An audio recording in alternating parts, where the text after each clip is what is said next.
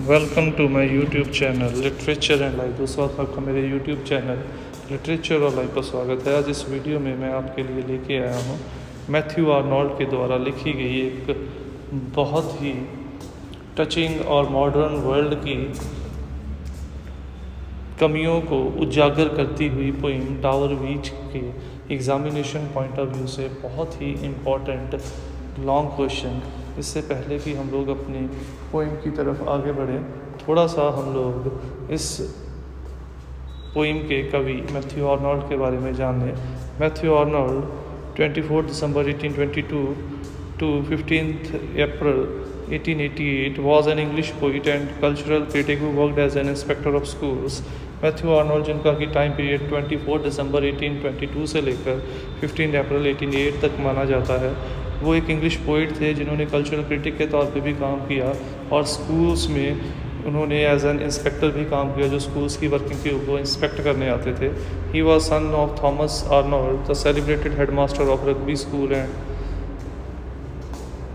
उनके पिता Thomas Arnold जो थे वो समय के मशहूर स्कूल रग्बी स्कूल के हेडमास्टर थे और बहुत ही फेमस पर्सनैलिटी थे। And brother to both Tom Arnold, literary professor, and William Delafield Arnold, novelist and colonial administrator, और उनके दोनों भाई भी लिटरेचर की दुनिया में मानी गई हस्तियों में से एक थे।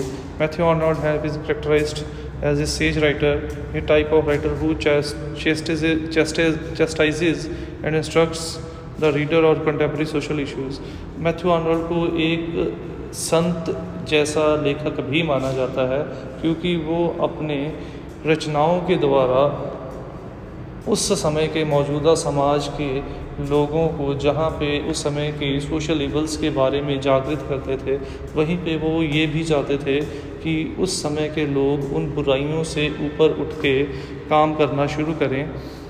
He was also an inspector for schools for 35 years and supported the concept of state regulated secondary education. उन्होंने 35 साल तक स्कूल इंस्पेक्टर के तौर पे काम किया और सपोर्ट की स्टेट रेगुलेटेड सेकेंडरी एजुकेशन की। तो ये थी एक ब्रीफ सी इंट्रोडक्शन मैथ्यू आर्नोल्ड के बारे में, उनकी फैमिली बैकग्राउंड के बारे में, उनके राइटिंग स्टाइल के बारे में। Now let's move on to our main topic, that is Matthew Arnold's Dover Beach. Question है, discuss the main issue that makes Arnold so melancholic in the poem. ऐसी कौन सी चीज़ थी पोइम में जो पोइट के हैप्पी मूड को एकदम से उदासी के माहौल में ले जाती है। जैसे कि हम लोगों ने पोइम में पढ़ा है, जब पोइम की शुरुआत होती है तो पोइट डावर बीच के किनारे अपनी वाइफ के साथ, एक लेडी के साथ बैठे हुए डावर बीच की खूबसूरती को निहार रहे होते हैं, उसका आनंद उठा रहे होते हैं। तभी ग्रेटिंग रोर ऑफ पेबल्स जो हैं, जो कि समुद्रों के लहरों के आने और जाने से आवाज़ करते हैं, वो पोइट को इस दुनिया में फैले दुख दर्दों का एहसास दिलाते हैं। तो पोइट का मूड जो है एकदम से हैप्पी से सैड मूड में कन्वर्ट हो जाता है। उसे ऐसा महसूस होता है कि उस आवाज़ में, उन लहरों की आने और जाने की आवाज़ से जो संगीत प्रोड्यूस हो रहा है, उसमें कभी ना ख़त्म होने वाली उदासी, इंसानी सभ्यता के दुख दर्दों का आवाज़ें आ रही हैं उसे। और वो ये सोचता है कि सोफोकल्स ने भी शायद एजियन सी के पास ऐसी आवाज़ें सुनी होंगी जिसने कि उसको ट्रेजिक पोइट बना दिया है। बट इन चीज़ों से ज़्यादा उसको कौन सी चीज़ सबसे ज़्यादा उदास कर रही है, वो ये चीज़ उसको सबसे ज़्यादा मेलंकोली कर रही है। वो कह रहा है कि एक समय था कि इंसान का भगवान और अध्यात्म के ऊपर अटूट विश्वास था, बहुत विश्वास था, और यही विश्वास इंसान की बुराइयों को, इंसान की अंदर की कमियों को प्रोटेक्ट करके रहते थे, उनको बुरा बनने से बचा के रखते थे, क्योंकि हर समय डर रहता था कि हमें भगवान देखता है। बट जैसे जैसे साइंस और टेक्नोलॉजी एडवांस होती गई, वो कहता है कि इंसान का भगवान और अध्यात्म से विश्वास कम होता गया, जिसका नतीजा ये निकला कि हमारे अंदर से किसी प्रकार का भी डर नहीं निकला और हमारे अंदर से हमारी जितनी बुराइयां थी वो उस समुंदर के किनारे के जैसे नंगी होगी। जैसे जब लहरें किनारा छोड़ के जाती हैं तो एकदम किनारा खाली हो जाता है, उसी प्रकार से हमारा अध्यात्म से विश्वास उठने के कारण हमारे अंदर की बुराइयां एकदम से बाहर आ गईं, जिसके कारण इसी चीज़ को वो आज के इंसान के दुख दर्द का कारण मानता है, क्योंकि उसका ये मानना है, यही कारण है कि एक इंसान दूसरे इंसान का फ़ायदा उठाता है, एक इंसान दूसरे इंसान को अपने फ़ायदे के लिए मार देता है। तो वो इस चीज़ से सबसे ज़्यादा दुखी है कि मॉडर्न इंसान ने साइंस और टेक्नोलॉजी के विकास की दौड़ में भगवान और अध्यात्म के ऊपर विश्वास खो दिया है। वो कहता है कि ये नहीं है कि साइंस और टेक्नोलॉजी की एडवांसमेंट हमारे लिए ज़रूरी नहीं है, बट उसके साथ साथ हमारा भगवान और अध्यात्म के ऊपर विश्वास बना रहे, ये भी हमारे लिए उतना ही ज़रूरी है। और ऐसे निराशा भरी कंडीशन में पोइट को जब किसी तरफ भी उम्मीद की कोई किरण नज़र नहीं आती, तो वो अपनी पत्नी को कहता है कि इस दुनिया में जहाँ पे अब हर तरफ झूठा प्यार, झूठी दोस्ती, झूठा शांति, झूठे रिश्ते नाते हैं, कहीं पर किसी को भी किसी प्रकार की संतुष्टि नहीं है, तो वो कहता है कि ऐसे में अगर कोई चीज़ ऐसी है जो उसे सच्ची खुशी या सच्ची हंसी प्रदान कर सकती है, वो ये है कि वो दोनों एक दूसरे के प्रति अपने रिश्ते में ईमानदार रहें। क्योंकि ये दुनिया वैसी हो चुकी है जहाँ पे कोई भी किसी के प्रति ईमानदार नहीं है। हम लोगों को ये नहीं पता कि कौन हमारा दोस्त है, कौन दुश्मन है। हम लोग अपने जज करने की पावर हो चुके हैं। और ऐसी निराशा भरी कंडीशन में वो चाहता है कि उसकी वाइफ और वो एक दूसरे के प्रति ईमानदार रहे। कम से कम उनको ये तसल्ली हो कि वो दोनों अपने रिश्ते में सच्चे थे और यही खुशी उसके लिए इस दुख को दूर करने का एकमात्र माध्यम बचती है। तो देखिए answer, the present poem Dover Beach has been written by Matthew Arnold, one of the greatest Victorian poets. Most of his poem deals with the social evils of his time. तो ये पोइम टावर बीच जो है Matthew Arnold के द्वारा लिखी गई है, जो कि एक बहुत ही फेमस विक्टोरियन पोइट थे। और उनकी ज़्यादातर पोइट्री, जैसे हम लोगों ने पीछे भी पढ़ा है उसकी इंट्रोडक्शन के अंदर, कि उनकी ज़्यादातर पोइट्री अपने समय के समाज की बुराइयों, कमियों और सामाजिक कुरीतियों को उजागर करती हुई पोइट्री थी। तो ये पोएम भी बिल्कुल उसी प्रकार की पोइट्री है। उनकी फेमस जो क्रिएशंस हैं वो है tower beach, the scholar, Gypsy, etcetera.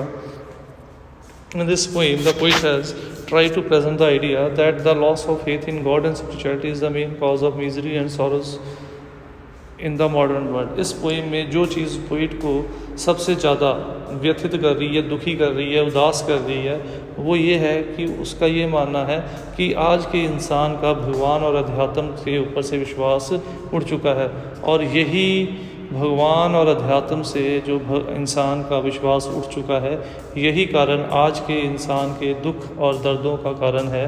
वो इसी चीज़ को रिस्पॉन्सिबल मानता है कि आज का इंसान अगर पहले से ज़्यादा एडवांस, पहले से ज़्यादा फैसिलिटीज़ होने के बावजूद भी खुश नहीं है, संतुष्ट नहीं है, तो उसका कारण यही है कि उसका भगवान और अध्यात्म से विश्वास उठ चुका है और उसके अंदर की ईवल क्वालिटीज़, उसकी बुराइयां जो हैं वो बाहर निकलना शुरू हो चुकी हैं। He tries to find solution consolation by becoming in his love with his wife. और वो इस चीज़ का जो हल है या इस चीज़ का दिलासा देने के लिए वो कहता है कि जब दुनिया में हर तरफ धोखाधड़ी, झूठ, फरेब, जेलसी, ईगो ऐसी चीज़ें हैं, तो कम से कम वो और उसकी पत्नी एक दूसरे के प्रति ईमानदार रहें, ताकि उन लोगों को तसल्ली हो कि इस धोखे की दुनिया में कम से कम उन दोनों ने एक रिश्ता तो ऐसा जिया जो सच और प्यार के आधार पे था, जिसके ऊपर किसी प्रकार का कोई भी निजी स्वार्थ नहीं था, जिस रिश्ते के ऊपर उनको पूरे तौर पे विश्वास था। In this poem the poet is enjoying the beauty of the Dover Beach at night. He also request his wife to come to the window and enjoy the beauty of the night with him. Poem की शुरुआत होती है, poet tower बीच के किनारे एक hotel की खिड़की से कुदरती खूबसूरती को देख रहा होता है टावर बीच की, और अपनी पत्नी को भी वो रिक्वेस्ट करता है कि वो भी उसके साथ खिड़की में आए और उस अलौकिक कुदरती खूबसूरती का आनंद उठाए। The cliffs of England stand glimmering and vast out in the tranquil bay, come to the window, sweet is the night air. इसीलिए वो उस खिड़की के पास खड़ा होकर अपनी पत्नी को भी उस खूबसूरती को आके एंजॉय करने के लिए आमंत्रित करता है। But suddenly the grating roar of pebbles and waves remind him of the miseries of the world। पर तभी समुद्र की लहरों के साथ जो कंकर आते और जाते हैं, किनारे से टकराते हैं, उनकी आवाज़ से पोइट को इस दुनिया के दुख दर्दों का आभास होता है, उसे याद आ जाता है कि ये दुनिया जो है वो उतनी खूबसूरत या उतनी खुशियों से भरी नहीं है जितनी दूर से नज़र आती है। इस दुनिया में दुख दर्द भी मौजूद हैं। ये म्यूज़िक उसे उदासी और इंसानी दुख का आभास दिलाता है। The poet has said waves has a music but it has a touch of sadness. Poet कहता है कि नो डाउट इन लहरों में एक संगीत को हम लोग महसूस कर सकते हैं, बट इस संगीत में उसे दुनिया की उदासी और दुख दर्दों की एक झलक महसूस होती है। The eternal note of sadness in it. और वो ऐसी उदासी है जो पोइट कह रहा है कि अगर हमारा विश्वास दोबारा से भगवान और अध्यात्म पर नहीं आया तो ये उदासी ऐसी है जो शायद कभी भी ख़त्म नहीं हो पाएगी इंसानों से। The poet thinks that Sophocles too heard same type of music on the Aegean, which made him tragic poet of the past. Poet ये सोचता है कि सोफोकल्स ने भी शायद ऐसा ही संगीत एजियन नदी के किनारे सुना होगा जिसने कि उसको उस समय में के ट्रेजिक पोइट के रूप में तब्दील कर दिया। उसे भी इंसानी दुख दर्दों का एहसास हुआ होगा एजियन नदी की लहरों के द्वारा, और फिर उसने इंसानी दुख दर्दों को अपनी रचनाओं के ज़रिए पेश करना शुरू कर दिया। Sophocles long ago heard it on the Aegeans and it brought. और वो कहता है कि सोफोकल्स ने लंबे समय पहले ऐसी संगीत सुना जिसने कि उसको उस समय का सबसे ज़्यादा ट्रेजिक पोइट बना के हमारे सामने पेश किया। According to the poet, the main reason for the pains and sufferings of the modern world is the loss of the faith of people in God and spirituality. कवि का ये मानना है कि आज की दुनिया में इंसानी दुख दर्दों का, पेंस का, सफरिंग्स का सबसे बड़ा कारण ये है कि हम लोगों का भगवान और अध्यात्म के ऊपर विश्वास खो चुका है। पहले क्या होता था, जब हमारा भगवान और अध्यात्म के ऊपर विश्वास था, एक विश्वास होता है, एक अंधविश्वास होता है। तो विश्वास जो होता है वो हम लोगों को कमज़ोर नहीं पड़ने देता, ठीक है, वो हम लोगों को किसी भी हालात में कमज़ोर नहीं पड़ने देता, हालातों से लड़ना सिखाता है। और वहाँ पे भी ऐसा ही था, जो भगवान के ऊपर विश्वास था वो हमेशा हमें इंस्पायर करता था कि हम लोग ज़िंदगी में आगे बढ़ते चले जाएं। अगर ज़िंदगी में खुशियाँ नहीं रही तो दुख भी नहीं रहेंगे। बट जैसे जैसे हमारा साइंस और टेक्नोलॉजी का विकास होता गया, हमारा विश्वास कम होता गया, हम लोगों ने भगवान के वजूद के ऊपर ही क्वेश्चन मार्क खड़ा करना शुरू कर दिया। और उसका नतीजा ये था कि जहाँ पे हम लोग भगवान के विश्वास के कारण कभी भी कोई गलत काम नहीं करते थे, वहीं पर भगवान से जब विश्वास ही उठ गया तो फिर हमारे अंदर की सारी बुराइयां जो थी वो उस किनारे के तरीके से नंगी हो गई। जैसे जब लहरें वापस चली जाती हैं, किराया नंगा पड़ जाता है, उसी तरीके से हमारे अंदर की सारी बुराइयां जो थी भगवान के ऊपर विश्वास कम होने के कारण वो बाहर आ गई, जो कि इंसानी दुख दर्द का मुख्य कारण बन गई। The poet feels very sad over this. और पोइट को ये चीज़ बहुत ही व्यथित, उदास और दुख देती है। The sea of faith was once too at the full and round earth shore. वो कह रहे कि एक समय था जब इंसान का भगवान के ऊपर विश्वास समुद्र की लहरों के जैसा था, ऊपर तक भरा हुआ था, और ये विश्वास ही इंसान को बुराइयों से, गलत ताकतों से बचा के रखता था। बट जब विश्वास ही नहीं रहा तो फिर वो प्रोटेक्टिव कवरिंग भी ऑटोमेटिकली हट गई और हमारे अंदर की बुराइयां जो थी वो बाहर आना शुरू हो गई। The poet tells that this world is like a land of dreams which looks very beautiful at first instant. Poet बताता है कि ये दुनिया बहुत खूबसूरत है, दूर से ये दुनिया हमें ऐसा लगता है बहुत खूबसूरत है। कई बार हम लोगों को किसी इंसान की तरफ देख के लगता है वो कितना अमीर है, कितना खुश है, बट जैसे जैसे हम उस इंसान की तरफ देखते हैं हमें लगता है कि उसकी ज़िंदगी में तो हमसे भी ज़्यादा प्रॉब्लम है। कई बार कोई इंसान हमें लगता है बहुत अच्छा है यार, इंसान बड़ा अच्छा मेरा दोस्त है, बट जैसे जैसे उसके हमारी नज़दीकियाँ बढ़ती हैं हम लोगों को पता चलता है उसके असली रंग क्या हैं। तो बिल्कुल उसी तरीके से ये दुनिया भी वैसी है। पहली नज़र में ये दुनिया हमें बहुत खूबसूरत सपनों की दुनिया लगती है, बट जैसे ही हम इस दुनिया को बारीकी से देखते हैं हमें ऐसा लगता है कि इस दुनिया में कोई भी चीज़ परमानेंट नहीं है, कोई भी इंसान अंदर से सच्चा खुश नहीं है। यहाँ पे सब इंसान एक दूसरे को धोखा दे रहे हैं और इस तरीके से हमारा वो खूबसूरत दुनिया का जो सपना है वो टूट जाता है। बट इन रियलिटी सच्चाई में क्या है, it has no true love. कोई सच्चा प्यार नहीं, प्यार है पर प्यार हम लोग कैसे कर रहे हैं आज के समय में, एक दूसरे के साथ जो हमारा प्यार है वो किसी न किसी लालच, लोभ के ऊपर निर्भर करता है। इवन बच्चों का प्यार पेरेंट्स से, अगर पेरेंट्स ने बच्चों को चीज़ ले दी तो मेरे पेरेंट बहुत प्यार करते, अगर नहीं लेके दी मेरे पेरेंट मुझे प्यार नहीं करते। तो जो सच्चे प्यार की बात करते हैं वो आज की दुनिया में कहीं पे नहीं मिलता। सिर्फ लालच, लोभ, ये चीज़ें प्यार का आधार बन चुकी हैं। नो ट्रू जॉय, सच्ची खुशी नहीं है। इंसान खुश तो है बट अंदर ही अंदर दुखी भी है। हम लोग देखने के लिए हंसा, अपने चेहरे के ऊपर हंसी, झूठी हंसी लेके चलते हैं, अंदर से पता नहीं हमारे अंदर कितनी चिंता है, कितने दुख जो हैं वो छुपा के रखते हैं। नो ट्रू पीस, इंसान को कोई शांति नहीं है। दिखावा करते हैं मैं संतुष्ट हूँ, बट अंदर से कोई सेटिस्फेक्शन नहीं है। हम मेरे अंदर ये है कि मैं और उससे ज़्यादा अमीर होता चला जाऊँ, उससे ज़्यादा मेरे पास ये चीज़ें आ जाएं। तो इस तरीके से ये दुनिया जो दूर से खूबसूरत लगती है, इनफैक्ट में ये एक डरावनी प्लेस है। The world is like a dark battlefield where we have lost the power to choose between good और बैड, राइट और रॉन्ग, फ्रेंड्स एंड एनिमी। ये दुनिया एक ऐसे जंग के, अंधेरे जंग के मैदान के रूप में बन चुकी है जहाँ पे हम लोग लड़ तो रहे हैं पर हम लोगों को पता ही नहीं चल रहा कि हम किस से लड़ रहे हैं। यहाँ पे जिस अंधेरे की बात की जा रही है वो रात का अंधेरा नहीं है, अज्ञानता का अंधेरा। हम उस अज्ञानता के अंधेरे में हम लोगों को अपने सही और गलत, दोस्त और दुश्मन, इन चीज़ों में फ़र्क करना ही हम लोग भूल गए हैं। इसीलिए हम लोग लड़ तो रहे हैं, हमें पता नहीं पर किस लिए लड़ रहे हैं, क्यों लड़ रहे हैं। इसीलिए ये दुनिया दूर से बहुत खूबसूरत जो लग रही थी, असलियत में वो ऐसे जंग के मैदान में है जहाँ पे हमें खुद नहीं पता हम लोग किस से लड़ रहे हैं, अपने दोस्त से लड़ रहे हैं या दुश्मन से लड़ रहे हैं। Swept with confuse alarms of struggle and fight, we are ignorant army clash by night. तो इस दुनिया का हाल ऐसा है जहाँ पे जो दो दुश्मन आर्मीज लड़ रही हैं पर अंधेरे के कारण वहाँ लड़ने वाले आर्मीज को ये नहीं पता चल रहा वो जिस सिपाही से लड़ रही हैं वो उनका साथी है या उनका दुश्मन है। In the end, to conclude, we can say that according to the poet, the loss of faith in God and spirituality is the main reason for the miseries of the world।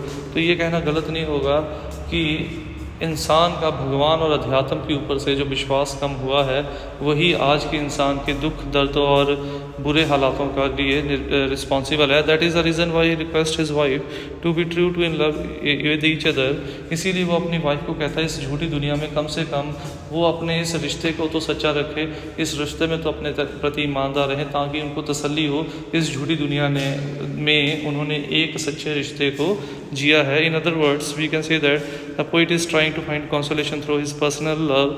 या फिर ये कहना गलत नहीं होगा, poet अपने निजी प्यार के ज़रिए अपने आप को दिलासा देने की कोशिश कर रहा है। He also want that we must regain our lost faith in God and religion. और वो ये भी चाहता है कि हम लोग अगर सच्ची खुशी, सच्ची हंसी को महसूस करना चाहते हैं, इस दुनिया को जैसा हम लोग समझते हैं वैसा बनाना चाहते हैं, उसके लिए हम लोगों को भगवान के ऊपर जो हमारा या अध्यात्म के ऊपर से हमारा जो विश्वास खो गया है उसे दोबारा से बनाना पड़ेगा। तभी इस दुनिया से जो दुख है, दर्द है, उन्हें हम लोग दूर कर पाएंगे। तो ये था हमारा आज का क्वेश्चन। उम्मीद करता हूँ आपको वीडियो अच्छी लगी होगी। अगर वीडियो अच्छी लगी हो तो वीडियो को लाइक और कमेंट ज़रूर कीजिए और ऐसे वीडियोस के लिए चैनल को सब्सक्राइब कीजिए। नए वीडियोस की अपडेट के लिए बेल आइकन पर क्लिक कीजिए। Thanks for watching the video. Don't forget to subscribe my channel. Click on the bell icon to get the latest updates.